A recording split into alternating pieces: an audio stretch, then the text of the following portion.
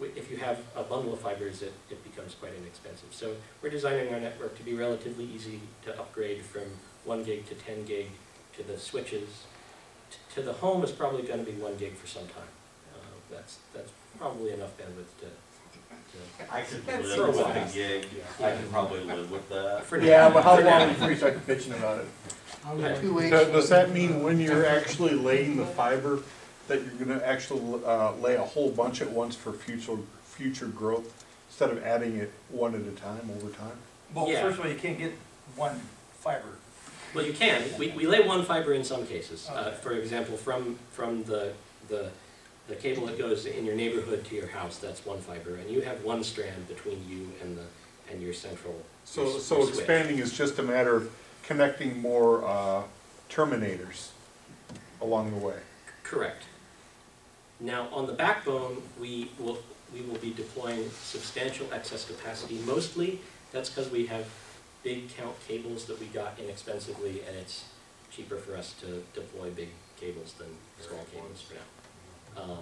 Long term, you don't want the capacity, you don't want to be paying a lot of money for something you're not going to use, but and there's a trade-off between that and the fact that If I could get 1 gig Ethernet in my house, I'd pay for it, even though I'm not using it. Okay. Yeah, I'm just that way. And we probably the people in this room are Right. the majority of you are like that. So In 10 years, high-def television will be really low def. that's true. Well, I talking mean, we're about 4K already. Yeah, and 3D. So, anyway, Actually, 3D, from what I gather, is sort of going up. I don't think it's possible. Today. That's true. Yeah, it may change. Well, yeah, I heard that at CES, basically nobody was talking 3D set. There are some, but it's not like it was last year. Anyway, It was not a big conference. it's not as important as Remember the gigabit per hour. failure. Remember the failure of the laser disc. And it was the same technology that are on DVDs and Blu-rays now, and so It'll never make it. You got that Yeah. nice intermission where you had to flip it over. That was sweet. yeah. I miss intermission. It's called Run out of popcorn? It's called the pause button. Yeah, but if you're in a movie theater or trying to Oh. watch with a bunch of people.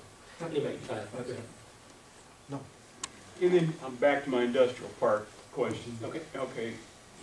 Somebody came out and has put in the big orange tube correct. through that. Who owns that? In the research park specifically, the U of I owns that. The U of I. Okay. Yeah. Now, would you have access to that, or do you have to come back in and put So more tube in? we tried 3 years ago to put tube in because the U of I was wanting to charge us too much. They were going to charge us more to use the tube than it would cost us to put in our own tube. But Okay. because of the beauty that is the University of Illinois, we were not allowed to do that. And so we've been waiting all that time to get some access to the stuff that's in their existing tubes, or access to those existing tubes. To put your own fiber in? Well, they wouldn't let us do that either. Okay. So, now, just a couple weeks ago, they announced their Layer 2 initiative, where sites will provide connectivity at a relatively inexpensive cost from a core node to any research park building for a reasonable fee, and that's what we're basing our services off of. But you know what one of the drawbacks of that is? In Thomasboro, you're going to be able to buy internet burstable to a gig for as little as $30. In the research park, it'll cost more like $300. So that's the advantage. How does that relate to your neighborhoods that has the fiber optic running down through it, the UC2B? When we have service on that network, it'll be the Thomasboro Crescent. And the 1 gig speed. And the 1 gig speed. That's cool. So let's see, Thomasboro has high-speed internet in a strip bar, right? Kevin's moving tomorrow.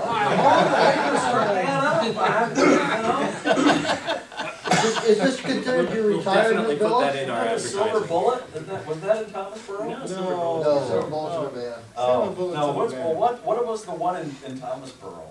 We used to drive past. Malibu. No. Was that? There was Mounds and Lounges down near, Drive out near past it, Thomas. and but always wanted to stop, but never did. Go ahead. I High know it was density closed stuff, down. like high density apartments and whatever we mentioned, is it truly fiber, we're gonna run one fiber to each thing, or are we gonna do a node on the high density building and then copper the rest of the way? UCD's approach was to do fiber to each unit. We think that's silly. We have to have a switch at some point, why not put it there and use the Switch on the side. existing copper lines or something like that. If you're gonna have to run new lines to the facility, there's maybe an argument to do fiber, but you have to pay more for the electronics at the end.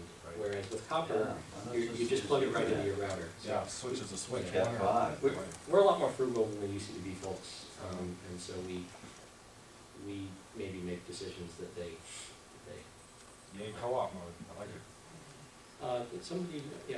Yeah, kind of expanding on this question there about the tubes. About a decade ago, maybe a little bit longer, they were spread out to all the towns. Are you using one of those tubes to get to Thomasboro from Champaign Urbana? We are using a tube that was put in 2002. Okay, and so when you go to the other towns, you'll probably be using those tubes also? It depends. We have tubes that go to Thomasboro, Rantoul, Paxton, St. Joe, Ogden, Muncie. I think there's a Muncie, Illinois. Yes, sir. And that's basically where the tubes we currently own end. Okay. We might not even use our tubes to get there, because we might be able to hop on somebody's cable and use that. And it's the market, or at least our relationships in the market, are finally getting to a point where we can affordably get access to that kind of infrastructure. We would much rather, well, the dollar is king. We'll do Right. whatever is least expensive. Right. But it's a lot easier to use somebody else's cable. And so we have to factor that in. We would rather use somebody else's existing infrastructure than build our own, if we can do the same things. But the university has its tubes tied.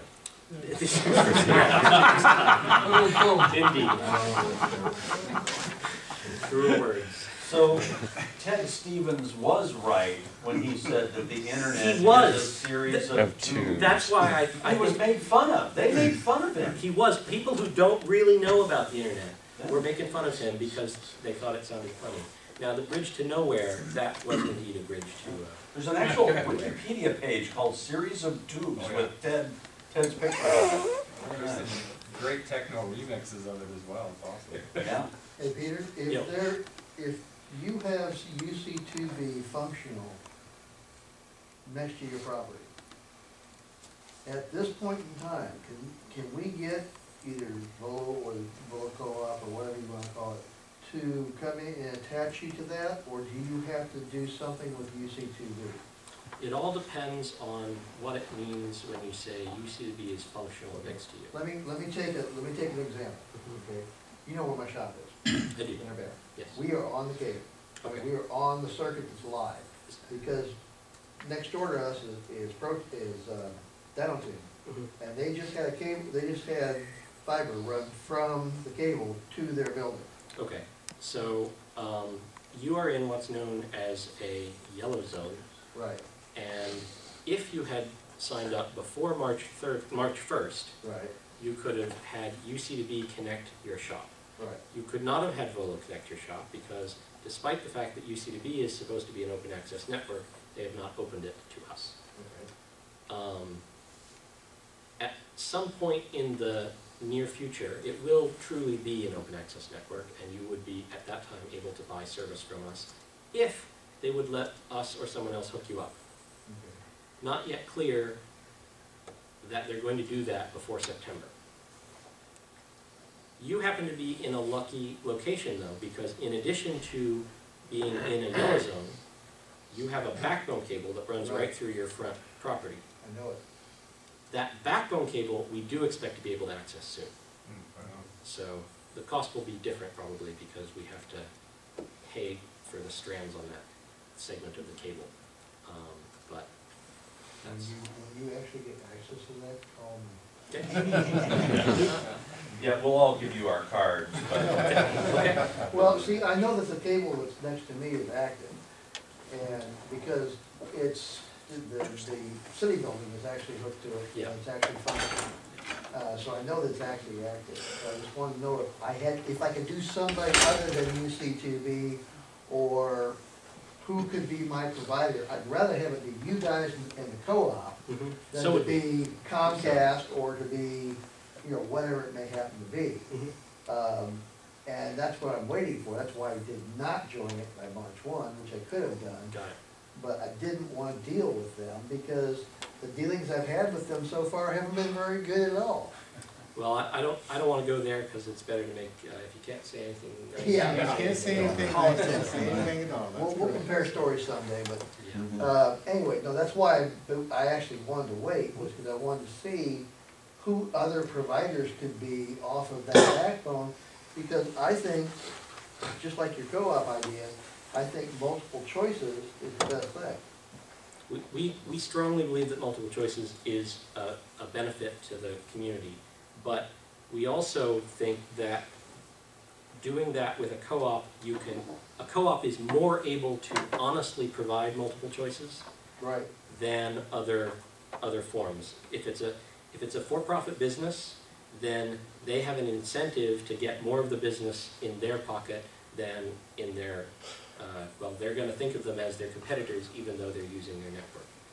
With a co-op, even our competitors are members of the co-op because they're using our infrastructure and they're paying us money to use the infrastructure.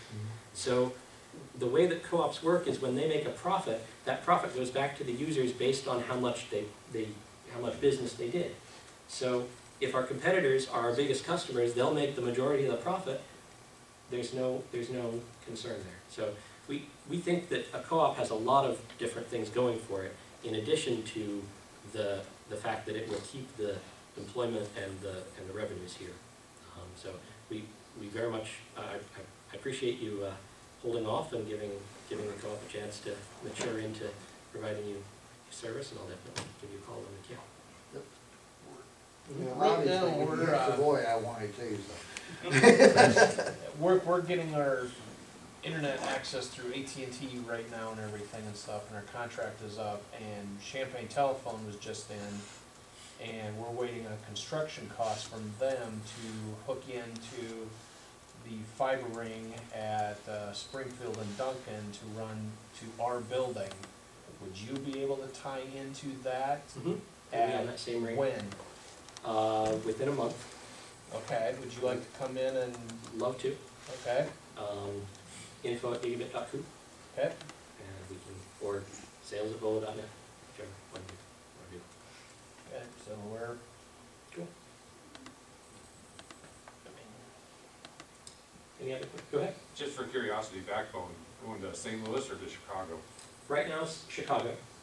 We're in negotiations to open up a second one to St. Louis right now. So what happens? GCMS school district have to ask Thomasboro, are they getting a 3D cable like U of I? Are they getting on that band? Are they getting on this bandwidth? So you mean the school? Yeah, no, that was a joke. Are they getting on the bandwidth on this project? I guess I don't understand the question. Are they part of are they going to benefit from this? Their school district? Their school district, so I know the school there is gonna get free internet. Okay. So that's a benefit, right? That was one of the things we wrote into the franchise agreement. Actually, that was one of the keys to our getting the franchise agreement, because for some reason MediaCom is unwilling to give anybody internet. They'll give them free TV, which costs more, but they won't give them free internet. But anyway, that's one of the things that we do. All of the municipal buildings are. Actually, we're trading them. That in order to get the free internet, they have to be willing to let us put a box on their wall that houses some of our own. For the most part, that hasn't been a sticking point. Any interest in Gibson City? We'll add it to the list. Absolutely. I mean, as I said, I'm very ambitious. This is the first project that I've